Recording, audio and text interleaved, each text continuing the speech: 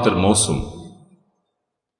আল্লাহর নৈকট্য লাভের জন্য, জান্নাত অর্জনের জন্য আমাদের যে ইবাদত বন্দেগী করা দরকার ছিল, নানা কারণে সেক্ষেত্রে যে ঘাটতি, যে ত্রুটি বিচ্যুতি, যে অভাব আমাদের তৈরি হয়েছে গত 11 মাসে, আল্লাহ সুবহানাহু ওয়া তাআলা রমাদানের 1 মাস ব্যাপী ইবাদতের এই ভরা বসন্ত আর বিশাল বড় মৌসুম দিয়েছেন, যেন 11 মাসের সমস্ত ক্ষতি আমরা এই 1 মাসে পুষিয়ে নিতে পারি।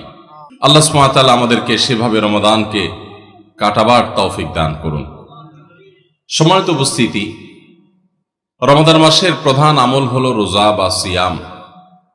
এই সওম, সিয়াম বা রোজা, এই ইবাদত আল্লাহ তাআলা দিয়েছেন আমরা যেন তাকওয়া অর্জন করতে পারি। যদি রমাদান মাস শেষে আমরা তাকওয়া অর্জন করতে পারি, আমাদের মধ্যে আল্লাহ ভীতি জাগ্রত হয়, আমরা যদি পাপাচার ছাড়তে পারি, বদ অভ্যাস ত্যাগ করতে পারি, নেকামল দিয়ে নিজের জীবনকে সাজাতে পারি, তাহলে আমাদের রমাদান সার্থক। আর না হলে এই রমাদান অনেক মানুষের জন্য শুধু উপোস থাকা ছাড়া আর কোনো কাজে আসবে না। তো এই জন্য আজ আমরা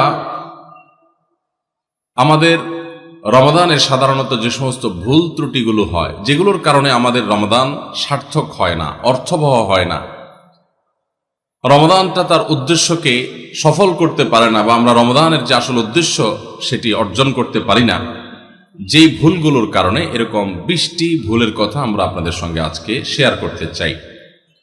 এগুলো যদি আমরা একটু মাথায় রেখে এবারের রমাদানটা, আসন্ন রমাদানটাকে কাটাবার চেষ্টা করি, ইনশাআল্লাহ আশা করা যায় এই রমাদান আমার জীবনে একটা ছাপ ফেলে যাবে, আমার জীবনে একটা দাগ রেখে যাবে, আমার জীবনে একটা স্মরণীয় রমাদান হবে, জান্নাতের পথে অগ্রসর হওয়াটা সহজ হবে, আমি একজন ভালো মানুষ হতে পারবো, মুত্তাকি হতে পারবো। আল্লাহ আমাদের সবাইকে সে তৌফিক দান করুন। যে সমস্ত ভুলের কারণে, যে সমস্ত ত্রুটি বিচ্যুতির কারণে আমাদের রমাদানগুলো আমরা নষ্ট করে ফেলি, আমাদের আমলগুলো যথাযথভাবে করতে পারি না, রমাদানের আসল উদ্দেশ্য সাধন হয় না, তার মধ্যে থেকে সর্বপ্রথম যেটির উল্লেখ আমি করতে চাই সেটি হলো, রমাদানকে কেন্দ্র করে সর্বপ্রথম ভুলটি হলো, আমরা রমজান মাসের চাঁদ বেশিরভাগ মানুষ পশ্চিম আকাশে 29শে শাবানে তালাশ করার কথা, সেটা আমরা বেশিরভাগ লোক করি না।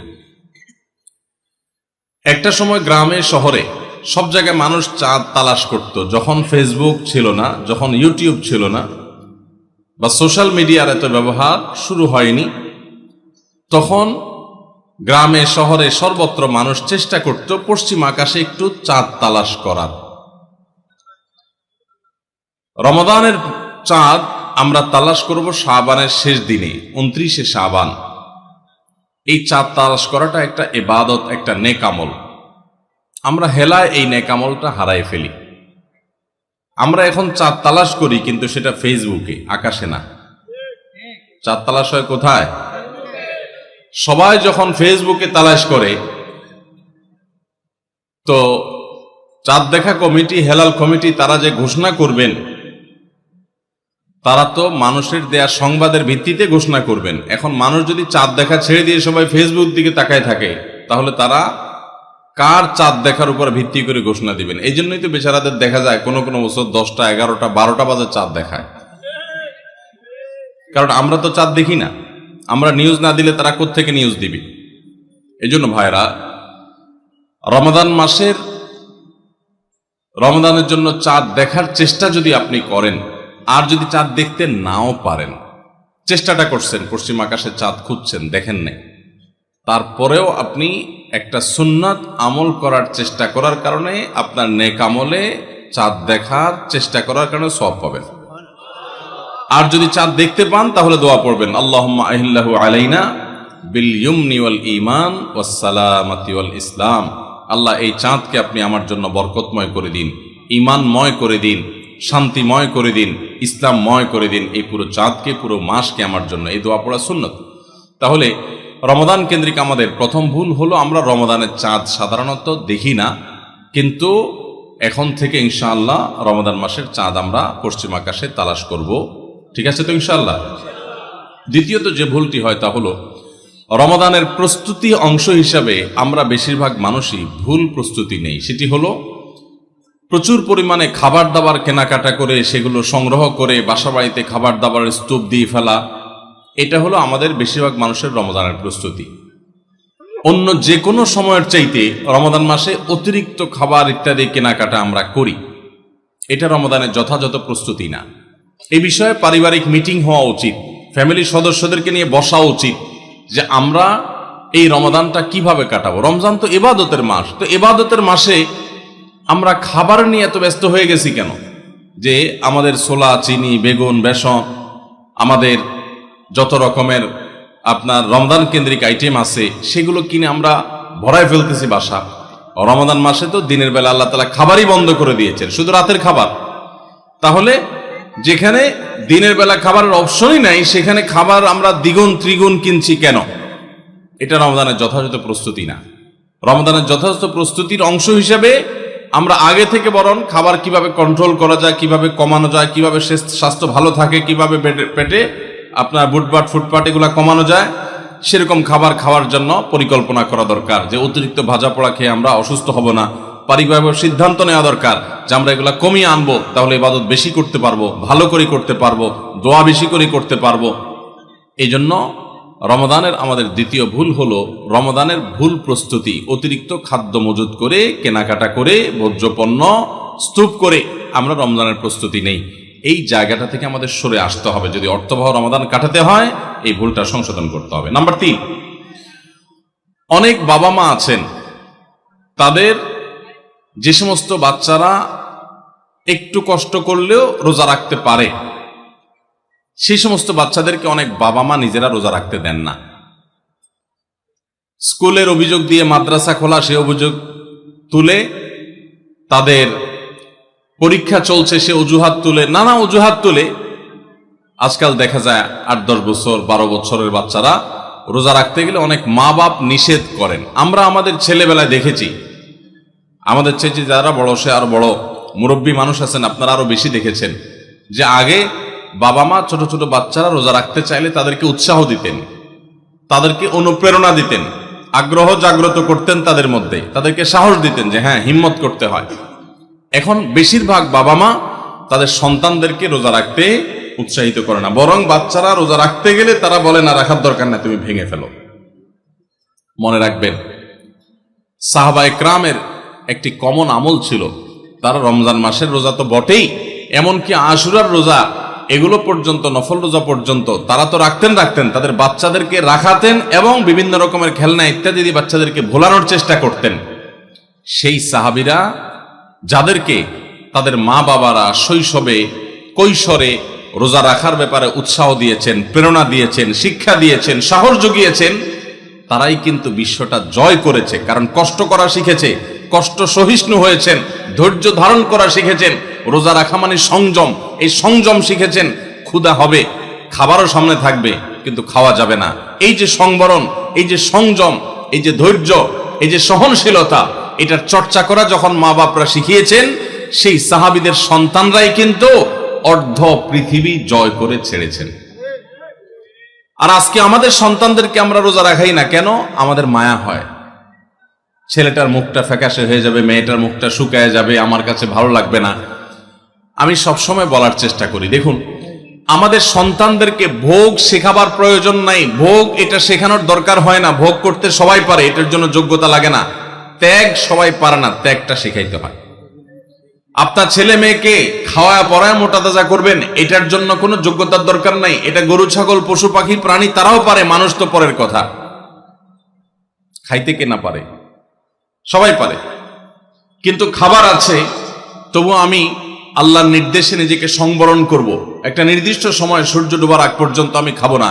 এই যে ধৈর্য, এই যে সহনশীলতা, এই যে আত্মনিয়ন্ত্রণ, এই যে কন্ট্রোল, এই জিনিসটা আপনার বাচ্চার জীবনে অনেক গুরুত্বপূর্ণ একটা ব্যাপার।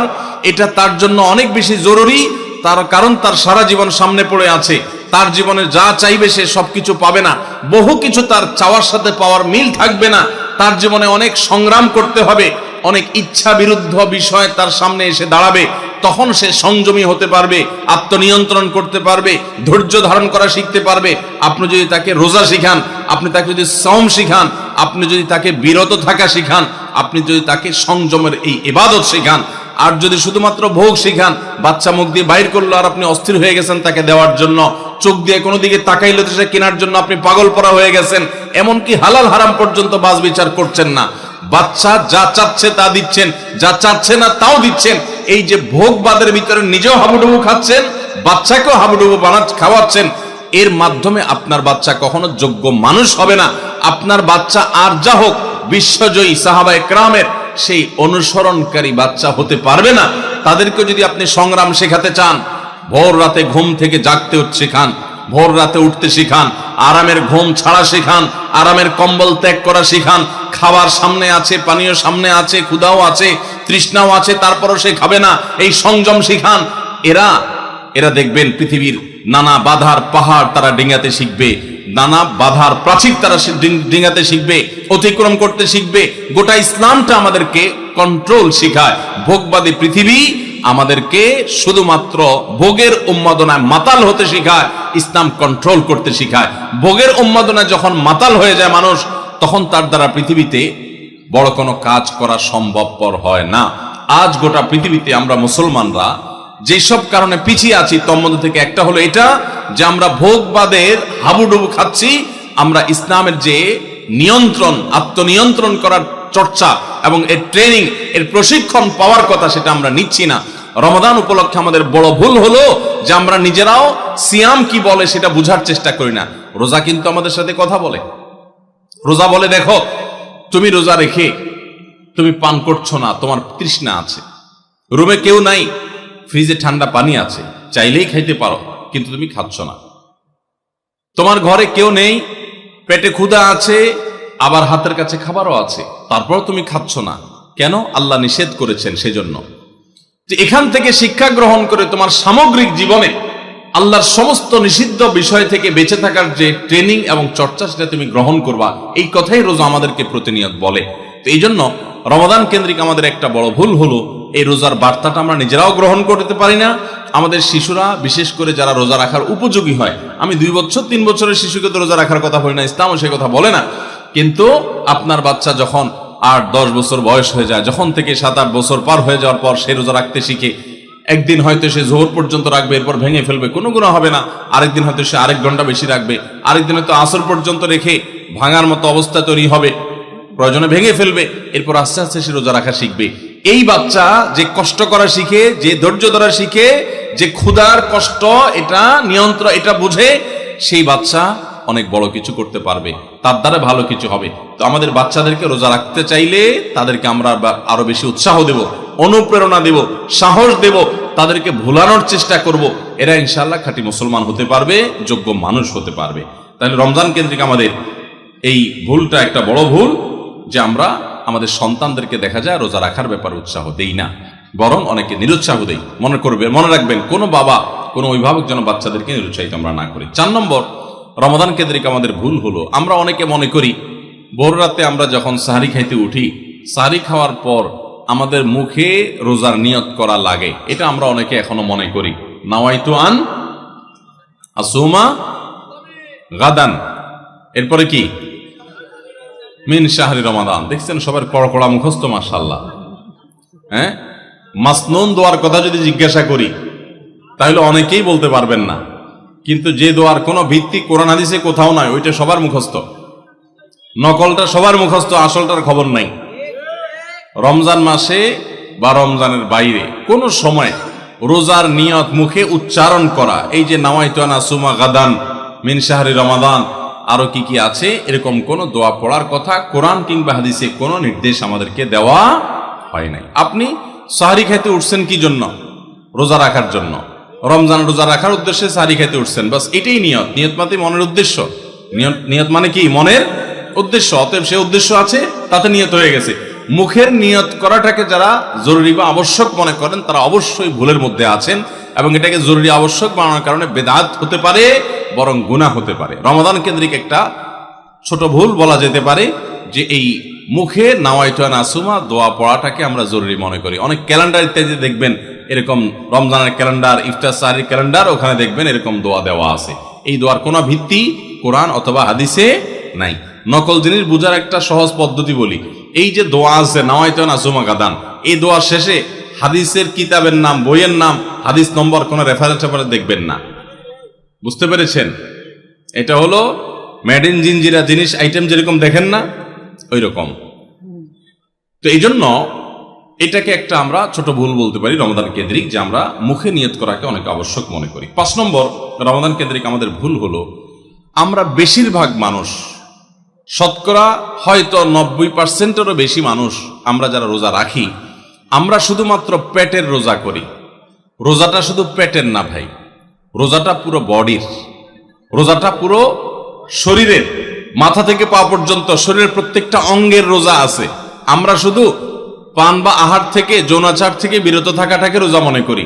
আপনি চোখ দিয়া মোবাইলে হারাম জিনিস দেখলেন, যে মেয়েকে দেখা আপনার জন্য অ্যালাউড না, আপনি তার ছবি দেখলেন, ভিডিও দেখলেন, সেটা নাটকের নামে, সিনেমার নামে, কোনো ভিডিওতে, কোনো শর্ট ভিডিওতে, টিকটকে, কোনো জায়গায় আপনি দেখলেন, আপনি অনলাইনে অফলাইনে দেখলেন, তাহলে আপনার চোখের রোজা নষ্ট হলো। আপনার হাতের রোজা নষ্ট হবে যদি হাত দিয়ে কোনো গুনাহের কাজ করেন।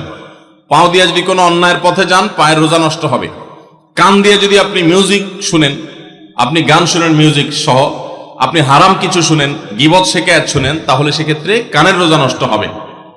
ঠিক একইভাবে আপনি মুখ দিয়ে খারাপ কোনো কথা বললেন, কটু কোনো কথা বললেন, গালিগালাজ করলেন, কারোর সাথে ঝগড়াঝাটি করলেন, তাহলে আপনার মুখের রোজা নষ্ট হবে। পুরো শরীরের প্রত্যেকটা অঙ্গ প্রত্যঙ্গের রোজা আছে। আমাদের রোজার দুইটা দিক, একটা হলো রোজার বডি, একটা হলো রোজার স্ট্রাকচার, আর একটা রোজার ফিনিশিং। স্ট্রাকচারটা দাঁড়াবে আপনি সবে সাদেক থেকে নিয়ে, সাহারি থেকে নিয়ে ইফতারি পর্যন্ত আপনি কিছু পান করলেন না, আহার করলেন না, এবং যৌনাচার থেকে বিরত থাকলেন, বৈধ সেটা থেকেও বিরত থাকলেন, তাহলে আপনার রোজার স্ট্রাকচারটা দাঁড়িয়ে গেল। কিন্তু এই রোজা বা সিয়ামের ফিনিশিংটা হবে তখন যখন আপনার মাথা থেকে পা পর্যন্ত শরীরের প্রত্যেকটা অঙ্গ প্রত্যঙ্গের রোজা রাখবেন।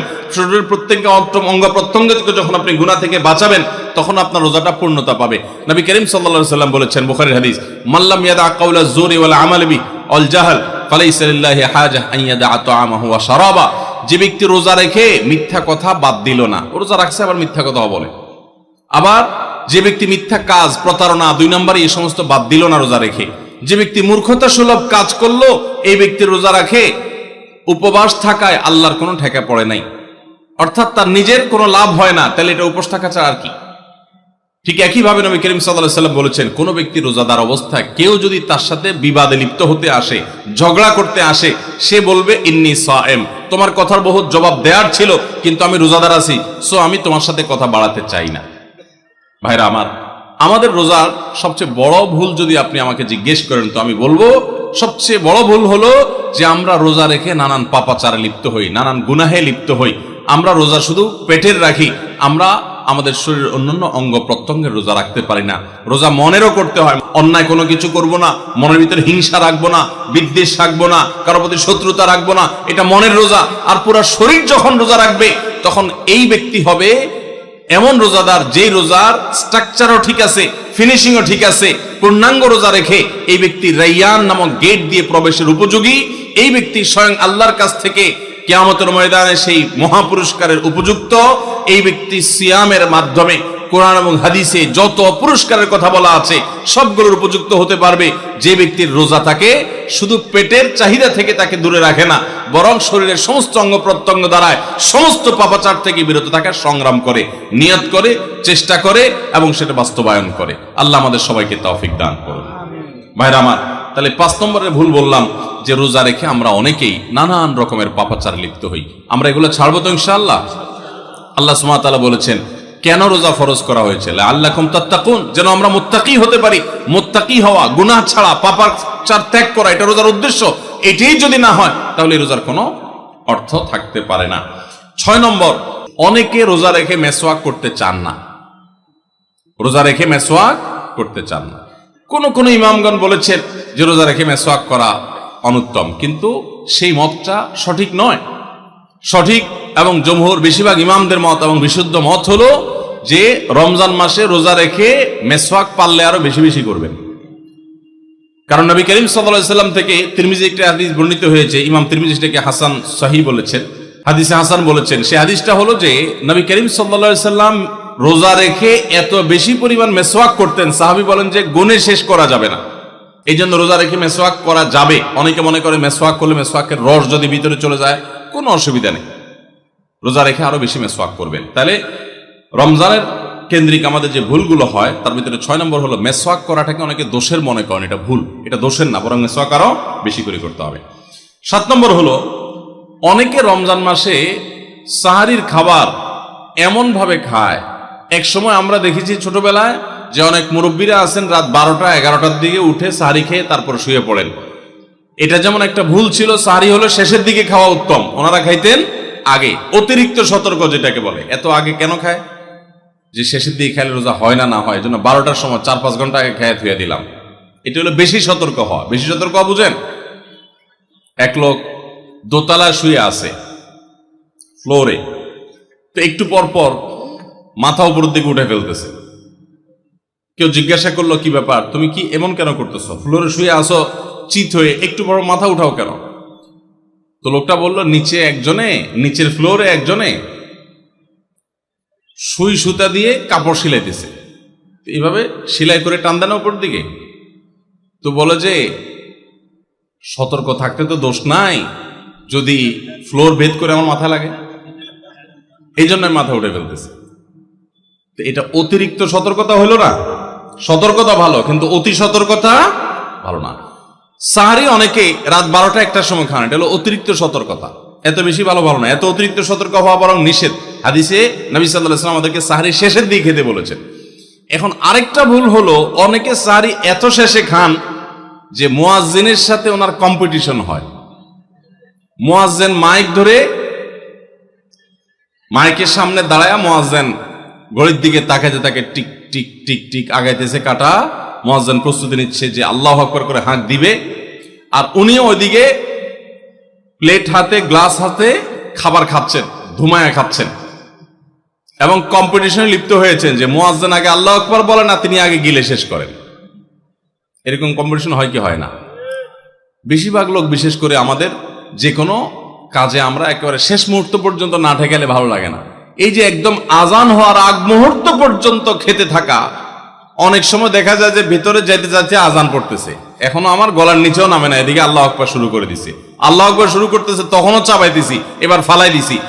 দেরিতে সাহারি খাওয়া সুন্নাত, এর মানে এই না যে এত দেরি করবেন যে মুয়াজ্জিনের সাথে আপনি চোর পুলিশ খেলাবেন। এত দেরি করা এটা অবশ্যই সুন্নাহ নয়।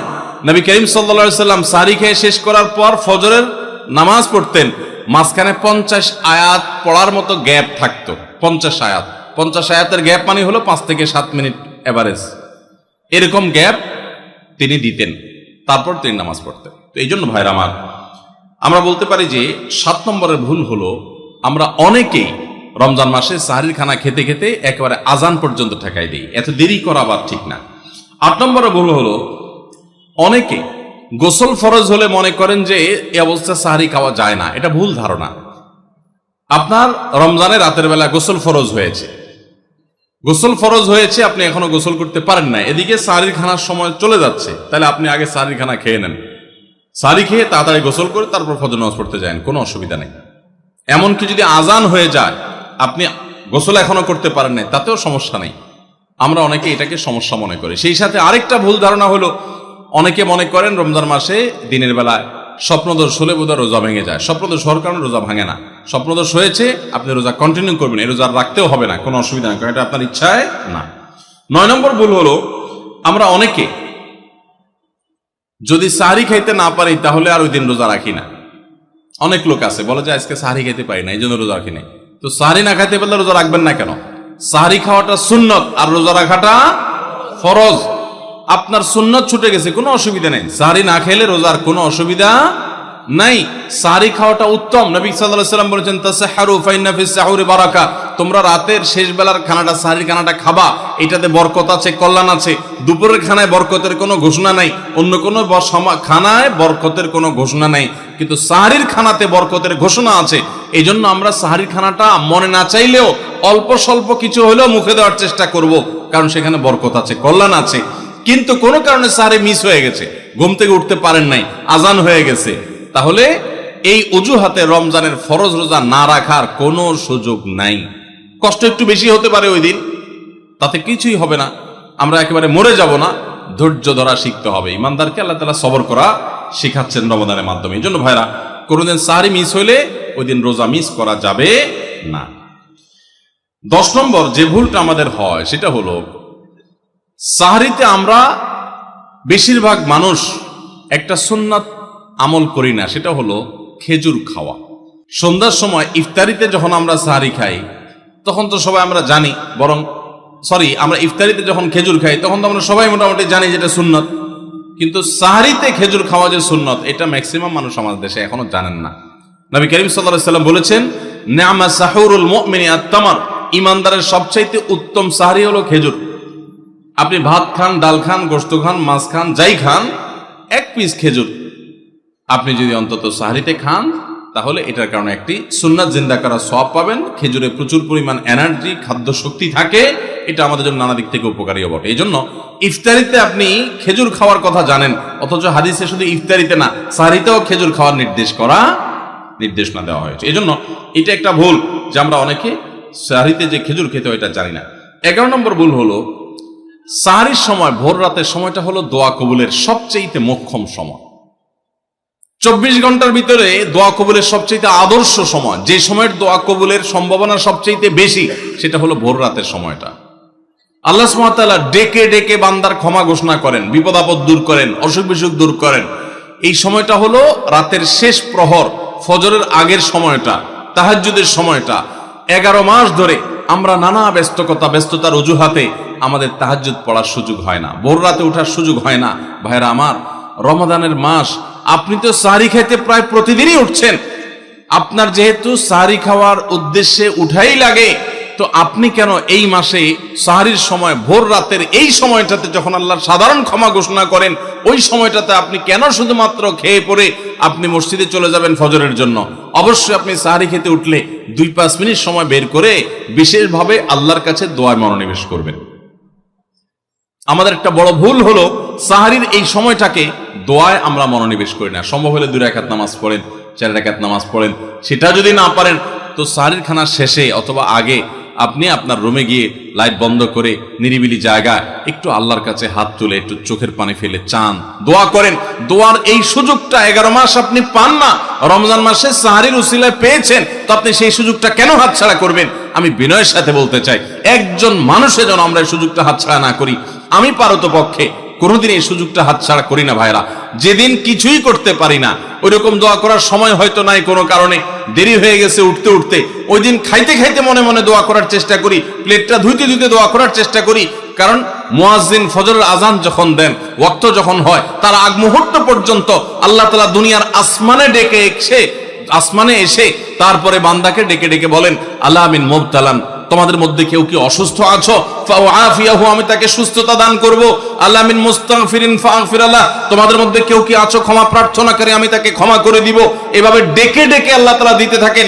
টোটাল 24 ঘন্টার মধ্যে যেই সময়টার দোয়া ফেরত দেয়া হয় না, যেই সময়টার দোয়া মিস হওয়ার সম্ভাবনা খুবই কম, আপনার দোয়ার বেসিক শর্তগুলো ঠিক থাকলে এই দোয়া কবুল হওয়ার সম্ভাবনা জোরালো, সেই সময়টা হলো ভোর রাতের সময়টা।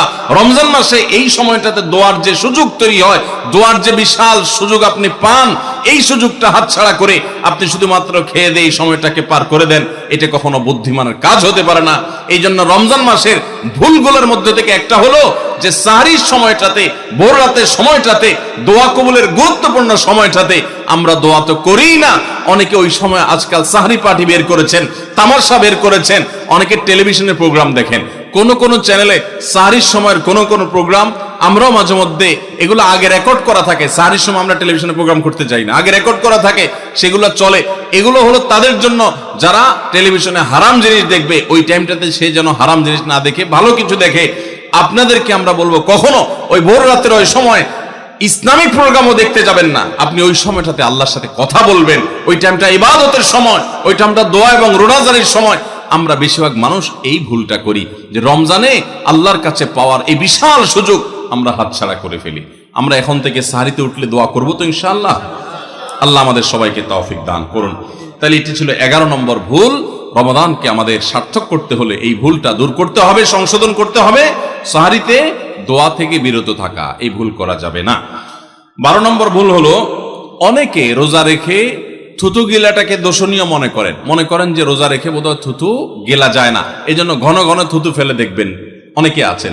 বিশেষ করে নতুন নতুন যখন রোজা রাখে পোলাপান, তখন দেখবেন যে মিনিটে মিনিটে থুতু ফেলে, আছে না নাই? এই ঘন ঘন রোজা রাখে আপনার থুতু ফেলে কেন? কারণ মনে করতেছে থুতু গিললে তার রোজা ভেঙে যাবে। ভাই, থুতু যদি আপনি না গিলেন আপনি বাঁচবেন? থুতু না গিললে কেউ বাঁচবে? যতই আপনি থুতু ফেলেন, আপনার থুতু তো কিছু না কিছু ভিতরে যাবেই। যদি না যায়, গলা শুকিয়ে গেলে তো আপনি মরেই যাবেন। এই জন্য এটা একটা ভুল যে আমরা মনে করি থুতু ফেলা লাগে। রোজা রেখে রোজার কারণে এক্সট্রা কোনো থুতু ফেলার দরকার নাই। আপনার মুখে বালু চলে আসছে, একটা মশা ঢুকে গেছে, আপনি রোজা আছে, এটা যেন ভিতরে না যায় সেজন্য থুতুটা ফেলে দিলেন, এটা ভিন্ন কথা। আপনি বেসিনে গিয়ে ফেলে আপনি একটু পানি ঢেলে দিলেন, কিন্তু রোজা রেখে ঘন ঘন থুতু ফেলতে হবে, থুতু গিলা যাবে না, এরকম কোনো কথা নাই। এটা আমাদের একটা ভুল, রমজান কেন্দ্রিক একটা ভুল। 13 নম্বর ভুল হলো, আমরা বেশিরভাগ মানুষ রমজান মাসে ফজরের নামাজ পড়ে এসে ঘুম দেই। আপনার যদি রাতে ঘুম না পুরে আবার দিনে ডিউটি থাকে, ঘুম একটু যদি যাওয়াই লাগে, তো ফজরের পর পর ঘুমাবেন না। আলহামদুলিল্লাহ, আমাদের বাসায় আমরা এটার প্র্যাকটিসটা প্রতি বছর খুব হার্ডলি করার চেষ্টা করি। ফজরের পর পর কোনো ঘুম নেই, ফজরের পর একটু কোরআন তেলাওয়াত করেন। প্রথম চোখ ভেঙে আসবে, কারণ আপনি ভোর রাতে উঠছেন, অভ্যাস নাই। তো যাতে চোখে ঘুম না আসে সেজন্য নানান বুদ্ধি বাইর করে ঘুম দূর করেন, একটু উঠবস করেন। ওই টাইমে বসে ফজরের পরে আপনি তেলাওয়াত করেন, জিকির আজকার করেন, সকাল সন্ধ্যার দোয়াগুলো পড়েন, একটু দোয়া করেন, রমজানের কিছু আমল করেন। এশাকের নামাজের ওয়াক্ত হয়ে গেছে, 2 রাকাত নামাজ পড়ে এরপর আপনি পারলে দরকার হলে শুয়ে যান, কিন্তু ফজরের পর শুয়ে যাবেন না। এটা একটা ভুল, কারণ নবী করিম সাল্লাল্লাহু আলাইহি সাল্লাম সকালের এই সময়টার জন্য দোয়া করেছেন, আল্লাহুম্মা বারিক লি উম্মতি ফি বুকুরিহা, আল্লাহ আমার উম্মত জন্য সকালের সময়টাতে বরকত দান করুন। আর ওই সময় আপনি ঘুমায় থাকছেন। তো রমজান মাসে আমরা এটা একটা ভুল করি, এটা আমরা করব না যথাসম্ভব। তারপর 14 নম্বর ভুল হলো, আমরা যারা নিয়মিত আজানের জবাব দেই, আজানের জবাব দেওয়া একটা আমল, আপনারা জানেন তো? মুয়াজ্জিন যা বলে তার সাথে সাথে তা বলা, তার পরপর সেটা বলা। মুয়াজ্জিন যখন আল্লাহু আকবার বলে, তখন আপনিও আস্তে আস্তে করে আল্লাহু আকবার বলবেন। মুয়াজ্জিন আবার যখন আল্লাহু আকবার বলবে, আপনিও আল্লাহু আকবার বলবেন। মুয়াজ্জিন যখন আশহাদু আল্লা ইলাহা ইল্লাল্লাহ বলবে, আপনিও আশহাদু আল্লা ইলাহা ইল্লাল্লাহ বলবেন। মুয়াজ্জিন যখন আশহাদু আন্না মুহাম্মাদুর রাসূলুল্লাহ বলবে, আপনি কি বলবেন? আশহাদু আন্না মুহাম্মাদুর রাসূলুল্লাহ বলবেন। অনেকে সাল্লাল্লাহু আলাইহি সাল্লাম পড়ে, সাল্লাল্লাহু আলাইহি সাল্লাম পড়বেন হলো আজানের শেষে, কিন্তু আজান চলাকালীন আশহাদু আন্না মুহাম্মাদুর রাসূলুল্লাহ বলবেন। সহিহ মুসলিমের আজানের জবাব দেওয়ার অধ্যায়ে পরিষ্কারভাবে নবী সাল্লাল্লাহু আলাইহি ওয়াসাল্লাম শিক্ষা দিয়েছেন। ইমাম মুয়াজ্জিন যখন বলবে, ইদা ক্বালা আশহাদু আন্না মুহাম্মাদুর রাসূলুল্লাহ ফাকুলু আশহাদু আন্না মুহাম্মাদুর রাসূলুল্লাহ, তখন আমরা আশহাদু আন্না মুহাম্মাদুর রাসূলুল্লাহ বলবো। এরপর হাইয়া আলাস সালাহ হাইয়া আল ফালাহ যখন বলবে, তখন লা হাওলা ওয়ালা কুওয়াতা ইল্লা বলবো। এরপর আল্লাহু আকবার বললে তাই বলবো, লা ইলাহা ইল্লাল্লাহ বলার সময় তাই বলবো। তারপরে আজানের জবাব দেবো, দুরূদ পড়বো, দোয়া পড়বো। এই যে আজানের জবাব, এটাতে লাভ হয় কি জানেন? মুয়াজ্জিন আজান দিয়ে যেই সওয়াব পায়, আজানের যারা মুখে জবাব দেয়, মুয়াজ্জিনের সাথে সাথে বলে, তাদেরকে আল্লাহ তাআলা সমপরিমাণ সওয়াব দান করে। আর মুয়াজ্জিন কি পরিমাণ সওয়াব পায় সেটা কি জানেন? কোন মুয়াজ্জিন যদি আল্লাহকে খুশি করার জন্য আজান দেয়, দুনিয়ার উদ্দেশ্য তার কাছে না থাকে, বরং আল্লাহকে খুশি করাটাই তার উদ্দেশ্য থাকে, তাহলে এই মুয়াজ্জিনের ফজিলত হলো, ওই মুয়াজ্জিনের আজান শুনে যত মানুষ মসজিদে আসবে, ওই ওয়াক্ত নামাজে যত মানুষ শামিল হবে, সবাই যে পরিমাণ সওয়াব পাবে, যার যার অ্যাকাউন্টে যাবে, বোনাস হিসাবে সবার সমপরিমাণ সওয়াব মুয়াজ্জিনকে দেওয়া হবে। আর আপনি মুয়াজ্জিনি না করে শুধু আজানের জবাব দিলেও সেই মর্যাদা বোনাস হিসাবে আল্লাহ তাআলা আপনাকে দান করবেন। এই হাদিসের ফজিলত একবার আরো 10-12-13 বছর আগে কোন এক জায়গায় আমি বলেছিলাম, সৌদি আরবে থাকতে। তখন এক ভদ্র মহিলা আমাকে বললেন, হুজুর, এই হাদিসটা আপনার কাছ থেকে শেখার পর, জানার পর থেকে আমি মক্কা শরীফের লাইভ আজান নিয়মিত ওই টাইমে, আমি রেডিও শুনি না, মোবাইলে বিভিন্নভাবে লাইভ আজানটা আমি শোনার চেষ্টা করি এবং ওই মুয়াজ্জিনের সাথে সাথে জবাব দেওয়ার চেষ্টা করি। কারণ আমার যখন এটা জানা হলো যে মুয়াজ্জিন যত পরিমাণ সওয়াব পাবে তত পরিমাণ সওয়াব পাওয়া যাবে, তো মক্কার মুয়াজ্জিন সাহেবের আজান শুনে যত মানুষ প্রতি ওয়াক্তে নামাজ পড়ে, এত বেশি নামাজ তো দুনিয়ার অন্য কোনো মসজিদে প্রত্যেক ওয়াক্তে পড়ে না। সো আমি লক্ষ লক্ষ মানুষের নামাজ পড়ার সমপরিমাণ সওয়াব, মুয়াজ্জিনের পরিমাণ পেতে চাই, সেজন্য মক্কার লাইভ আজানটা আমি ফলো করি। আমি অবাক হয়ে গেলাম, মানুষ আল্লাহর সন্তুষ্টির জন্য কত ভাবে চেষ্টা করে, অথচ আমরা হেলায় হারিয়ে ফেলি। আপনার মহল্লার যে আজানটা সবার আগে আপনার কানে আসে, আপনার মহল্লার আজান, ওটা জবাব আপনি দিবেন, এরপর বাকিগুলো আপনি দিতে পারলে দিবেন, না দিতে পারলে না। এই যে আজানের জবাব, এই আজানের জবাবটা আমরা অনেকে 12 মাসে একটু আধটু দেওয়ার চেষ্টা করলেও রমজান মাসে মাগরিবের নামাজের আজান, এটার জবাব নিয়মিত আজানের জবাবকারীরাও দেয় খুব কম। এটা রমজানের একটা ভুল। কেন দেয় না? কারণ সেই আসরের পদ থেকে নিয়ে 10, 12 পদ, 13 পদ, 14 পদ ইফতার সামনে নিয়ে বসে যে দাঁত কচকচ কচকচ করতেছিল, হাতগুলো শুধুমাত্র আকুপাকু করতেছিল যে কখন আপনার বেগুনি ধরবে, কখন পেঁয়াজ ধরবে, কখন বুটমরিতে হাত দিবে। যখন আকুপাকু করতেছিল, সূর্য ডুবছে, মুয়াজ্জিন সাহেব আল্লাহু আকবার হাঁকা শুরু হয়েছে, আর হুমড়ি খেয়ে অনেক ঝাঁপায়া পড়ছে, খাইতে খাইতে কখন আজান শেষ হয়ে গেছে টেরও পায়নি। ঠিক না বে ঠিক? আপনি খান, ওয়াক্ত হয়ে গেছে, সাথে সাথে আপনি খেলেন, আজান শুনলেন, সাথে সাথে আপনি খেলেন, ভালো কথা। একটু মুখে দিয়ে খেতে খেতে খাওয়ার ফাঁকে ফাঁকে মুয়াজ্জিনের আজানের জবাবটা দিয়ে ফেলেন। কিন্তু ম্যাক্সিমাম মানুষ আমরা এই ভুলটা করি। আমি খেয়াল করে দেখেছি, যারা নিয়মিত আজান দেয়, তারাও আজানের জবাব দেয়, তারাও দেখেছি এটা করে না, অর্থাৎ ভুল হয়ে যায়। তাহলে আমরা লক্ষ্য করবো তো ইনশাআল্লাহ, মাগরিবের সময় ইফতারের ফাঁকে ফাঁকে আমরা আজানের জবাব দিয়ে দিব। তাহলে ভাই, আমরা 14 নম্বর ভুলের কথা জানলাম, রমজান কেন্দ্রিক আমাদের 14 নম্বর ভুল জানলাম, যে আমরা ইফতার খেতে খেতে মাগরিবের আজানের জবাবটা ভুলে যাই। এটা ভুলা উচিত না। রমজান মাস তো আরো বেশি করে করবেন, অন্যান্য মাসে করেন, আপনি রমজানে ইফতার অজুহাত দিয়ে মাগরিবের আজানের জবাব দিচ্ছেন, এটা তো গ্রহণযোগ্য হতে পারে না। 15 নম্বর আমাদের ভুল হলো, আমরা তুফান মিল গতিতে তারাবি পড়তে পছন্দ করি। ঠিক না বেঠিক? আমরা চেষ্টা করি আমাদের মোবাইল যদি 4G গতি থাকে, তারাবি যেন 5G হয়। সব কিছুতে স্পিড ভালো না, সব কিছুতে স্পিড ভালো না। আপনার নেটের ক্ষেত্রে স্পিড যত বেশি হবে তত ভালো, বুঝলাম। তারাবির ক্ষেত্রে ওই তারাবির কোয়ালিটি বেশি হবে, যেই তারাবি ধীরে সুস্থে হবে, আস্তে আস্তে হবে, শান্তভাবে হবে, বেশি সময় নিয়ে হবে। আমরা এখনো এত অজ্ঞানতার মধ্যে আছি ধর্মের ব্যাপারে, যে আমাদের অনেক এলাকার মুসল্লিদেরকে আমি দেখেছি, এখনো দেখা যায় কম্পিটিশনে লিপ্ত হয়। এক এলাকার মুসল্লি অন্য এলাকার মুসল্লিরা দেখলে বলে, দোস্ত তোদের তারাবির কি অবস্থা? বলো যে দোস্ত ভালোই, তো নতুন হাফেজ নিয়োগ পাইছে তোদের এখানে, তারাবি কতক্ষণ লাগে? বলো দোস্ত 1 ঘন্টা 5 মিনিট। তো এবার আগের দোস্ত বলে যে, বলস কি, আমার তো 55 মিনিটে শেষ। মানে খুব প্রাউড ফিল করতেছে যে আমাদের হাফেজ এত তুখোড় হাফেজ যে 55 মিনিটে শেষ করে ফেলা। শুনেন, হাফেজদের একটা গোমর বলি আপনাদেরকে। গোমরটা হইল, হাফেজদের জন্য তাড়াতাড়ি পড়াটা অনেক সহজ, আস্তে পড়া এটা সব হাফেজ পারে না। বুঝতে পারছেন? যারা গাড়ি চালাইতে পারেন, ড্রাইভিং জানেন, তারা ভালো করে বুঝবেন, গাড়ি জোরে চালাইতে খুব বেশি যোগ্যতা লাগে না, গাড়ি আস্তে চালানোর জন্য যোগ্যতা লাগে। আমি জীবনে যখন প্রথম গাড়ির স্টিয়ারিং হুইল ধরে শেখা শুরু করি, আমাকে ট্রেনিং দিছে নেপালের একজন ভাই, আমার সহকর্মী, সৌদি আরবে ছিলেন, আলেম মানুষ, মদিনা ফারেক, শেখ রিয়াজুল হক। তো উনি আমাকে স্টিয়ারিং ধরে যখন আমি গাড়ি চালানো শুরু করছি, আপনারা যারা গাড়ি চালানো শিখাইছেন বা শিখতে দেখছেন, দেখবেন নতুন নতুন যারা ড্রাইভার হয়, একদম বিসমিল্লাহ বলে মানে শুরু করে, যখন সাধারণত রাস্তাঘাট ফাঁকা থাকলে ভোরে এরকম সময় তো চালায়, তো তখন রাস্তা ফাঁকা পায়, আপনার স্ক্যারেটার চাপ দিলে গাড়ি ভোঁ ভোঁ করে দৌড়ায়, শান্তি লাগে, আরো জোরে চাপ দেয়, আরো জোরে দৌড়ায়, শান্তি লাগে। তখন দেখবেন পাশে থাকা লোক বলে আস্তে আস্তে, মানে বেশি জোরে, কারণ আপনি কন্ট্রোল করতে পারবেন না। তো আমাকে তখন আমার ওই ড্রাইভিং এর যে শিক্ষক ছিলেন, সে ভাই আমাকে বললেন, যখন আমি মোটামুটি চালাতে পারি, অসুবিধা নাই, তখন উনি আমাকে বললেন, আপনার জন্য এখন সবচেয়ে বড় টেস্ট হলো কত আস্তে চালাতে পারেন।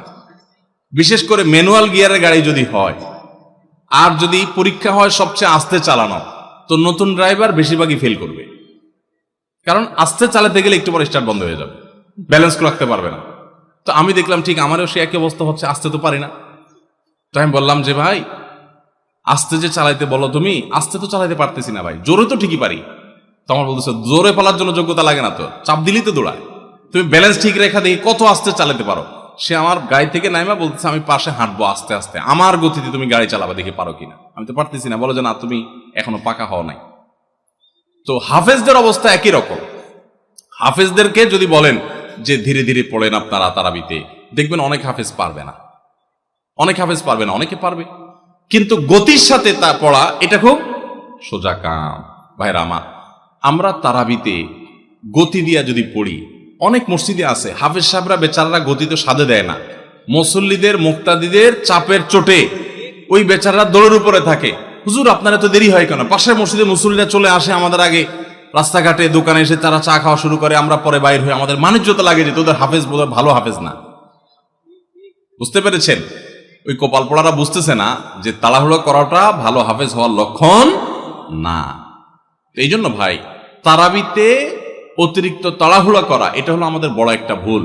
ঢাকার ধানমন্ডি তাকওয়া মসজিদে আমাদের মুফতি সাইফুল ইসলাম ভাই আজকের অতিথি, ওনার মসজিদে আমি একবার তারাবি পড়েছি। সুবহানাল্লাহ, এত ধীরস্থিরতার তারাবি আমি জীবনে কোথাও দেখিনি। এত ধীরস্থিরতার তারাবি কিয়ামুল লাইল শেষ দশকে যে করে, এত লম্বা সময় নিয়ে এত আস্তে আস্তে পড়েন। আলহামদুলিল্লাহ, মসজিদ ভর্তি মুসল্লি থাকে, পুরো ঢাকা থেকে মানুষ যায়। এরকম মসজিদ বাংলাদেশে আরো আছে, হাতে গোনা খুব কম। আমি অবশ্য তারাবিটা আমার বাসার নিচে আমার ছেলের ইমামতিতে সাধারণত পড়ি। তো যাই হোক, মসজিদে তারাবি এত ধীরস্থিরতার সাথে আমি ওখানে সবচেয়ে বেশি দেখেছি, আরো অন্যান্য জায়গায় থাকতে পারে। এই জন্য ভাইরা আমার, রমজানের ভুলগুলোর একটা হলো যে তারাবিতে তাড়াহুড়ো করি আমরা। তাড়াহুড়ো করবেন না। আপনার হাফেজ সাহেবকে যদি আপনি খুব গতিতে পড়তে বলেন, এক পারা যদি প্রথম কয়েকদিন তো 1.5 পারা পড়ে, এরপরে 1 পারা করে পড়ে শেষ পর্যন্ত। 1 পারা পড়তে এশার নামাজ সহজ যদি তার তাড়াহুড়া করে পড়তে যদি 1 ঘন্টার সময় লাগে, তো ধীরস্থিরতার সাথে পড়লে 1 ঘন্টা বড় জোর 10 মিনিট সময় লাগবে। 5 থেকে 10 মিনিটের পার্থক্য, এর বেশি না।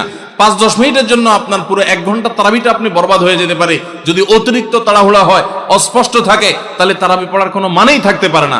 এই জন্য তারাবিতে তাড়াহুড়া করবেন না, ধীরস্থিরতার সাথে পড়বেন।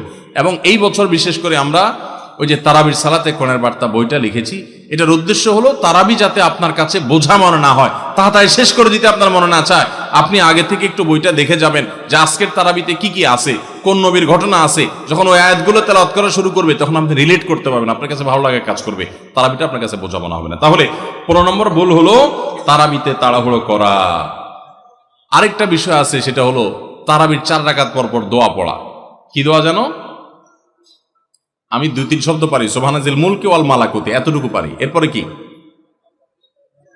আপনারা জানেন ভালো, যেহেতু কোরআন হাদিসে কোথাও পাই নাই, এই জন্য আমি তো জানি না, শুধু পাবলিকের মুখোমুখি শুনছি ছোটবেলা থেকে, কিন্তু বই পুস্তকে কোথাও পাই নাই কোরআন হাদিসে। তো এই জন্য তারাবির 4 রাকাতের পর পর এরকম দোয়ার কোনো কথা কোরআন বা হাদিসে নাই। 4 রাকাত পর পর সময় দেওয়া হয় কেন জানেন? এটা রেস্টের টাইম, যে 4 রাকাত পড়ছেন একটু রেস্ট করেন। আপনি তখন শুরু করছেন সুবহানাল মুলক ওয়াল মালাকুতে, আরো রেস্ট আপনার নষ্ট হলো, তো এই জন্য তো আপনাকে সময় দেওয়া হয়নি। তো এই জন্য তারাবির এই ভুলগুলো আমাদের একটা ভুল রমজান কেন্দ্রিক।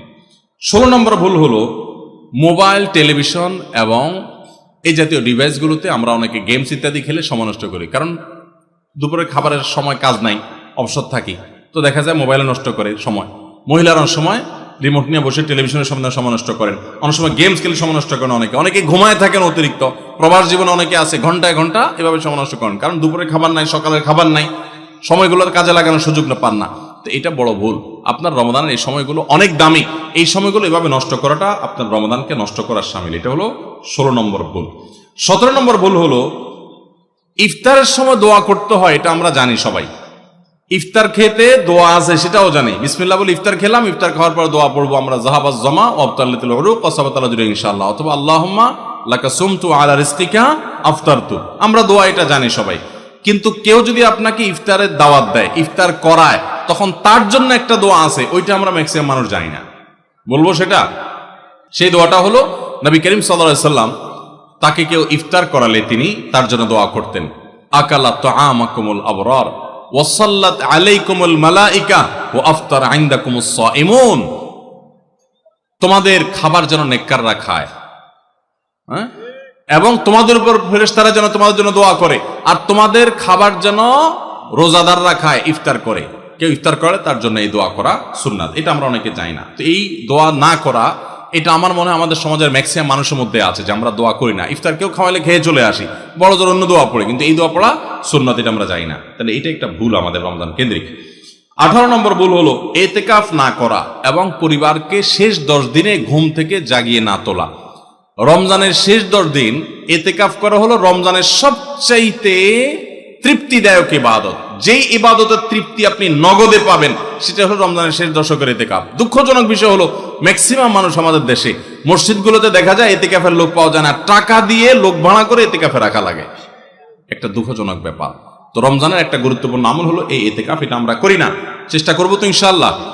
একবার যদি আপনি এতেকাফ করেন, এতেকাফের মজা যদি একবার পেয়ে যান, বিশেষ করে কয়েকজন ইবাদত গুজার মানুষ সাথে থাকেন, একটা পরিবেশ পান, আপনাকে জীবনে এতেকাফ থেকে কেউ আর ঠেকাতে পারবে না, দূরে রাখতে পারবে না। এতেকাফ আপনি করেই ছাড়বেন, এত মজার ইবাদত। এবং সেই সাথে রমজানের শেষ দশকে নবী সাল্লাল্লাহু আলাইহি ওয়াসাল্লাম পরিবারের লোকদেরকে ঘুম থেকে ডেকে তুলতেন, আমরা এটা করি না। পরিবারের লোকদেরকে সহ পুরো পরিবার মিলে একসাথে ইবাদতবন্দি করা শেষ দশকে, এটা গুরুত্বপূর্ণ একটা ইবাদত। তাহলে 18 নম্বর ভুল হলো এতেকাফ না করা, পরিবারকে শেষ দশকে না জাগানো। 19 নম্বর ভুল হলো শেষ 10 দিন আসলে আমরা কেনাকাটা, শপিং, যারা শহরে আছে তারা গ্রামের বাড়িতে যায় ঈদ করা, এগুলোর পেছনে আমরা ব্যস্ত হয়ে যাই। শেষ 10 দিন হলো ইবাদতের সবচেয়ে গুরুত্বপূর্ণ সময়। রমজানের আসল টাইম হলো শেষ 10 দিন, সবে কদর ওর মধ্যেই আছে, অথচ আমরা সেই সময়টাতে সবচেয়ে বেশি অবহেলা কাটাই। এটা রমজানের একটা বড় ভুল। আর 20 নম্বর এবং সর্বশেষ যেটা বলতে চাই সেটা হলো যে অনেকে আমরা ফিতরাটা সময় মতো দেই না। ফিতরাটা হলো চাঁদ উঠছে তখন থেকে নিয়ে ঈদ উল ফিতরের নামাজের আগ পর্যন্ত এই সময়ের মধ্যে দিয়ে দিবেন। এত অল্প সময়ের মধ্যে রাত্রের মধ্যে গরিব যদি খুঁজে না পান তাহলে 1 দিন 2 দিন আগে থেকেও দিতে পারবেন, কিন্তু কোনো অবস্থাতে ঈদের নামাজের পরে ফিতরা দিলে সেটা ফিতরা আদায় হবে না।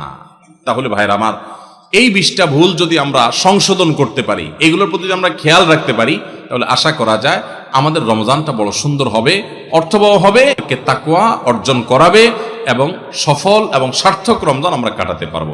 চেষ্টা করবো তো ইনশাআল্লাহ। আমি এক নজরে আবারও বলে দিচ্ছি, 1 নম্বরের ভুল হলো রমজানের চাঁদ না দেখা। শাবানের 29 তারিখে রমজানের চাঁদ তালাশ না করা পশ্চিম আকাশে, এটা আমাদের একটা ভুল। 2 নম্বর হলো আমাদের রমজানের প্রস্তুতির অংশ হিসেবে শুধু খাবার টাবার কিনে ভরায় ফেলা, ইবাদতের রুটিন নাই, খাবার নিয়ন্ত্রণ করার ব্যবস্থা নেই, বরং অতিরিক্ত খাবারের ব্যবস্থা করা, এটা আমাদের একটা ভুল। 3 নম্বর হলো আমাদের ছোট ছেলে মেয়েরা যদি রোজা রাখতে চায় তাদেরকে রাখতে না দেওয়া, মায়া করে তাদেরকে রোজা থেকে বিরত রাখা, এটা আমাদের একটা ভুল। 4 নম্বর হলো মুখে নাওয়াইতা নাসুমা গাদান এই জাতীয় দোয়া করাটাকে জরুরি মনে করা, এটা একটা ভুল।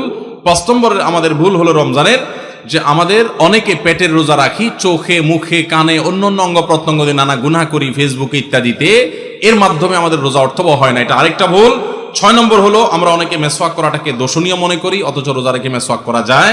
7 নম্বরে ভুল হলো আমরা অনেকে সারি খেতে খেতে একেবারে আজান পর্যন্ত ঠেকাই দেই, অথচ এটা ভুল। আজান পর্যন্ত ঠেকাইতে হয় না, একটু আগে শেষ করতে হয়, এবং আজান দিচ্ছে তখনও আপনি খাবেন, এটা তো রোজাই হবে না আপনার যদি ওয়াক্ত হয়ে যায়। আর 8 নম্বরে ভুল হলো আমরা অনেকে গোসল ফরজ হলে মনে করি সাহারি খাওয়া যায় না, অথচ গোসল ফরজ অবস্থায় সাহারি খাওয়া যায়। আর 9 নম্বরে ভুল হলো আমরা অনেকে সাহারি খেতে না পারলে ওই দিন রোজা রাখি না, অথচ সাহারি না খেতে পারলেও রোজা রাখা যায়। 10 নম্বরে ভুল হলো সাহারিতে খেজুর খাওয়া, এটা আমরা অনেকে জানি না যে খেজুর খাওয়া সুন্নাত, খাই না খেজুর আমরা, এটা একটা ভুল। 11 নম্বর ভুল হলো সাহারির সময় দোয়া কবুল হয় ভোর রাতে, এটা আমরা বেশিরভাগ মানুষ মিস করে ফেলি। 12 নম্বর ভুল হলো আমরা অনেকে মনে করি মুখের থুতু এটা গিলা যায় না রোজা অবস্থায়, জন্য ঘন ঘন থুতু ফেলি, এটা আরেকটা ভুল। 13 নম্বর ভুল হলো যে আমরা অনেকে ফজর নামাজের পরপরই রমজান মাসে শুয়ে পড়ি, একটু কমপক্ষে এশাক পর্যন্ত জেগে ইবাদতবন্দি করে তারপর ঘুমানো উচিত।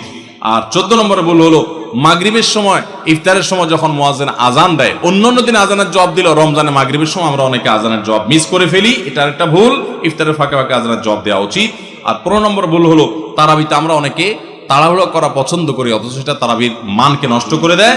16 নম্বর ভুল হলো মোবাইলে, টেলিভিশনে, বিভিন্ন প্রোগ্রামে, গেমস ইত্যাদিতে আমরা রোজা থেকে যেহেতু খাবার দাবার নাই সকালে দুপুরে, এই টাইমটাতে আমরা সময় নষ্ট করি, এটা আরেকটা ভুল। আর 17 নম্বর হলো যে ব্যক্তি ইফতার করায় তার জন্য একটা দোয়া পড়তে হয়, আকাল্লা তাআমুকুল আবরার ওয়াসাল্লাত আলাইকুল মালাইকা ওয়াফতার ইনদাকুমুস সাইমুন, আমরা অনেকে কেউ ইফতার করে তাকে দোয়া করাতে যাই না, এটা আরেকটা ভুল। আর 18 নম্বর হলো রমজানের শেষ 10 দিনে নবী সাল্লাল্লাহু আলাইহি ওয়াসাল্লাম জীবনে কখনো ইতিকাফ ছাড়েন নাই। যত বছর তিনি বেঁচে ছিলেন প্রত্যেক বছর রমজানের শেষ 10 দিন তিনি মসজিদে ইতিকাফ করতেন। আমরা যে আমল নবী সাল্লাল্লাহু আলাইহি ওয়াসাল্লাম জীবনে এক বছরও ছাড়েন নাই, সে আমল বেশিরভাগ মানুষ জীবনে এক বছরও করি নাই। রমজানের আসল মজাই হলো ইতিকাফ, এটা আমরা বেশিরভাগ করি না, এটা একটা ভুল। এবং পরিবারের লোকদেরকে শেষ 10 দিন জাগায় তোলা ইবাদত বন্দেগীর জন্য, সেটা আমরা করি না। 19 নম্বর ভুল হলো শেষ 10 দিন হলো ইবাদতের 10 দিন।